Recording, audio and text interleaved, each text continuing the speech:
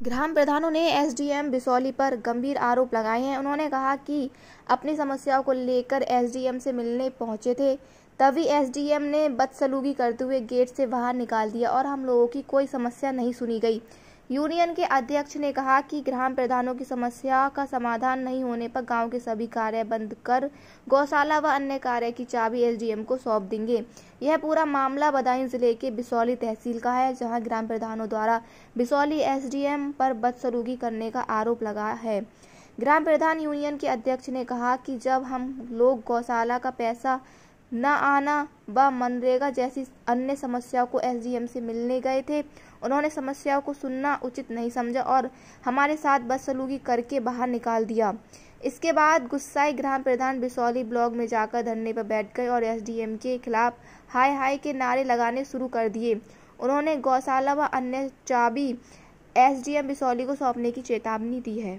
इधर एसडीएम ने बताया कि धरना के संबंध में मुझे कोई जानकारी नहीं है। प्रधान लोग आए थे, चैम्बर मेरा छोटा था, इसीलिए मैंने 2-3 लोगों को आने को कहा था और वह लोग 10-15 लोग अंदर घुस आए। आगे क्या बोले एसडीएम बिसौली, देखिए पूरी खबर। बिसौली में आज जो है कुछ प्रधानों द्वारा धरना प्रदर्शन किया गया, क्या मामला है? प्रधानों द्वारा धरना प्रदर्शन किया गया है या नहीं, इसके बारे में मुझे कोई जानकारी नहीं है। लगभग 12 बजे के आसपास मैं अपने चैम्बर में तहसील बिसौली में बैठ करके फरियादियों को सुन रहा था और हमारा चैम्बर चूँकि छोटा है, उसमें 10-12 लोग मुश्किल से खड़े हो पाते हैं या बैठ पाते हैं। 5-6 कुर्सियाँ भी पड़ी हैं। उसी समय हमारे अर्दल ने बताया कि प्रधान जी मिलना चाहते हैं, तो मैंने सोचा कि प्रधान जी मिलना चाहते हैं तो मिलने के लिए बैठा ही था। जनता दर्शन चल रहा था, उसी समय की बात है। और उस समय नवोदय विद्यालय के प्रिंसिपल जो उनके टेंडर खोलने थे वो भी आए थे। उस समिति में मैं उसका मेंबर हूँ। और राजकीय इंटर कॉलेज की प्रिंसिपल्स आई थी अलंकार योजना के अंतर्गत, उनको कुछ प्रपत्रों पे दस्तखत कराने थे।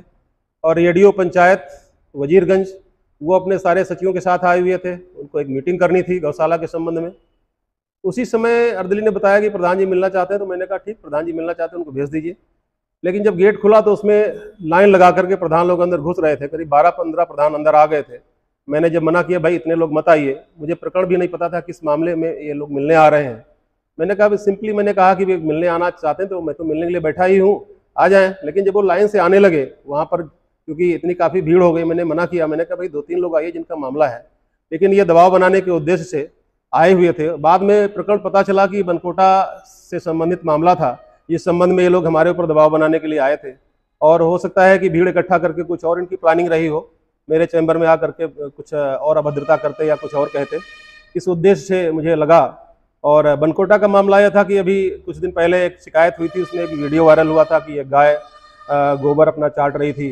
तो उस संबंध में जिलाधिकारी महोदय के द्वारा मुख्य प्रशिक्षा अधिकारी बदायूं और उप जिलाधिकारी बिसौली को ज्वाइंट टीम बना करके एक जाँच सौंपी गई थी। इसकी जाँच करके अवगत कराएं कि इसमें क्या मामला है।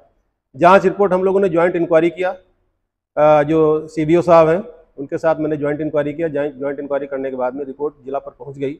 उस रिपोर्ट के आधार पर किसके खिलाफ क्या कार्रवाई हुई है अभी तक मुझे स्पष्ट नहीं है। लेकिन उसी उद्देश्य से मिलने, उसी उद्देश्य में ये लोग दबाव बनाने के लिए और जो भी इनकी प्लानिंग रही हो उसी उद्देश्य से आ रहे थे और हमारे चैम्बर में जबरदस्ती घुस रहे थे। जब इनको मना किया गया तो ये पलट करके चले गए।